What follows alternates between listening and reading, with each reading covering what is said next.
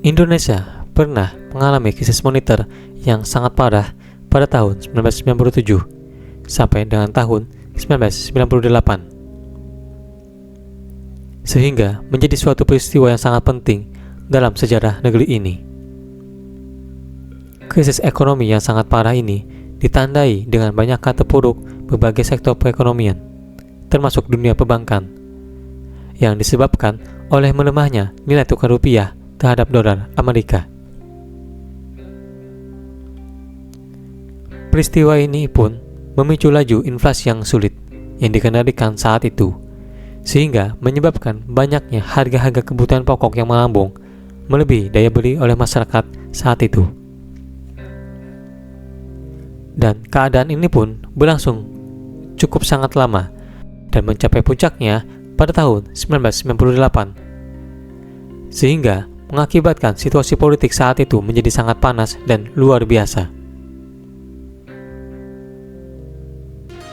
Jatuhnya nilai tukar rupiah terhadap dolar dianggap sebagai penyebab utama krisis moneter. Kemunduran ini disebabkan oleh adanya sistem pertukaran uang yang sangat bebas tanpa adanya pengawasan dari otoriter keuangan yang memadai. Hal ini pun memungkinkan banyak pihak untuk dapat berpartisipasi dalam pasar valuta asing yang merajalela saat itu. Melemahnya nilai tukar rupiah terhadap dolar disebabkan oleh berbagai faktor, yakni termasuk aktivis spekulatif di dalam maupun di luar negeri. Para spekulan ini tidak hanya menggunakan modal sendiri, tetapi juga menggunakan dana pinjaman dari perbankan untuk melakukan transaksi di pasar. Akumulasi utang dari luar negeri pihak swasta. Faktor lain yang berkontribusi terhadap krisis moneter di Indonesia adalah akumulasi utang luar negeri swasta. Adanya utang-utang tersebutlah yang menjadi salah satu faktor kunci pemicu jatuhnya nilai rupiah terhadap dolar.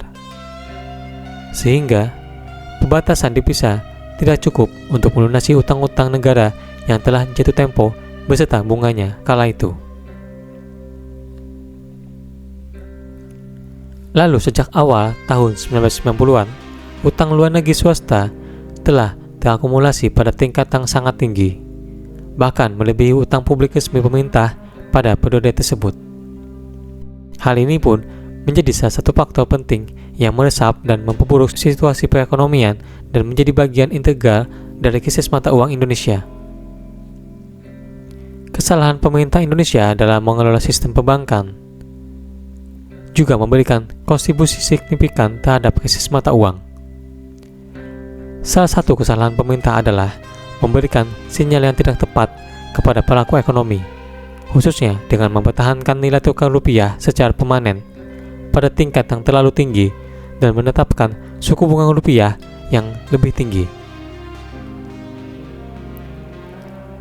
Hal ini pun membuat pinjaman dalam rupiah menjadi relatif mahal, sementara pinjaman dalam mata uang asing menjadi lebih terjangkau. Lalu di sisi lain, pemerintah membiarkan suku bunga dalam negeri tetap tinggi untuk mencegah capital outflow ke luar negeri dengan harapan masyarakat memilih menyimpan uangnya dalam rupiah. Kondisi ini pun memberikan keuntungan bagi pengusaha sepanjang tidak terjadi devaluasi.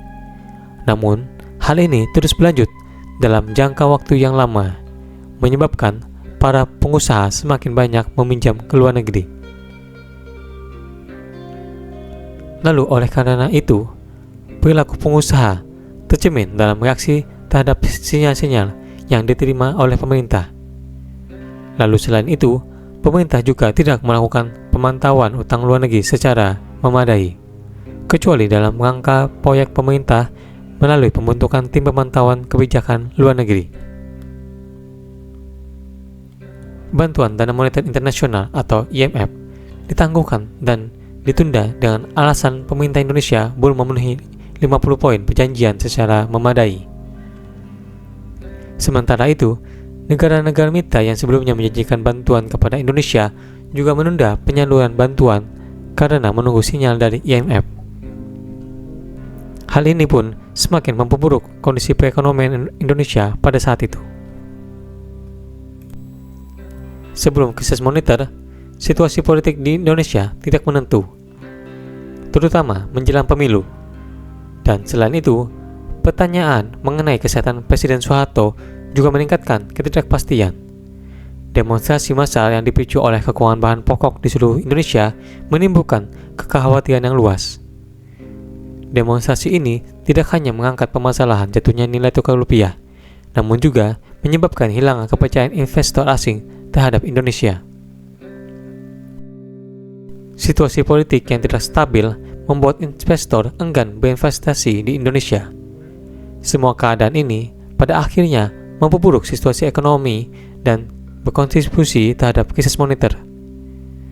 Oleh karena itu, ada beberapa faktor yang menjadi penyebab terjadinya krisis moneter yang melanda Indonesia pada tahun 1997 hingga 98.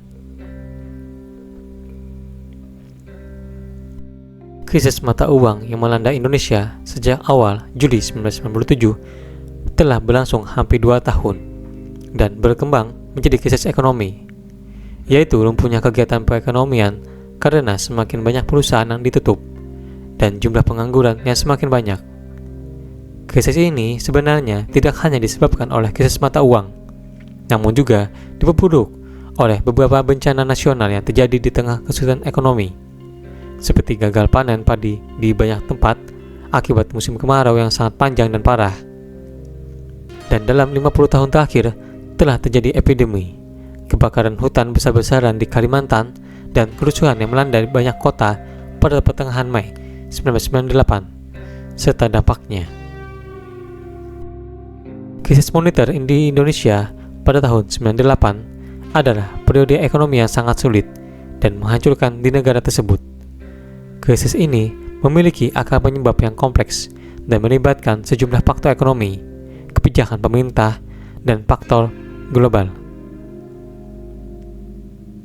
Lemahnya sektor keuangan dan perbankan Indonesia yang didukung oleh praktek perbankan yang kurang hati-hati dan kredit tidak sehat. Ketergantungan pada modal asing dan hutang luar negeri yang spekulasi mata uang yang tinggi dan aksi jual panik. Nilai tukar rupiah merosot tajam terhadap dolar Amerika Serikat yang menyebabkan inflasi melonjak dan harga barang-barang impor meroket. Pada tahun 1998, Indonesia meminta bantuan dari Dana Moneter Internasional, yaitu IMF dan Bank Dunia. Sebagai syarat bantuan, Indonesia harus melaksanakan serangkaian reformasi struktural dan kebijakan ekonomi yang disusun oleh IMF. Krisis ini menyebabkan kehancuran ekonomi, pengangguran masif, dan penurunan standar hidup bagi banyak warga di Indonesia. Ketidakpuasan masyarakat terhadap pemerintah meningkat, memicu protes dan demonstrasi besar-besaran. Untuk mengatasi krisis, pemerintah Indonesia melakukan reformasi ekonomi yang melibatkan restrukturisasi sektor keuangan, deregulasi, dan privatisasi. Krisis moneter di Indonesia pada tahun 98 memiliki dampak sangat panjang pada perekonomian dan politik negara tersebut. Meskipun reformasi ekonomi dilakukan untuk memperbaiki situasi, proses pemulihan membutuhkan waktu yang cukup lama.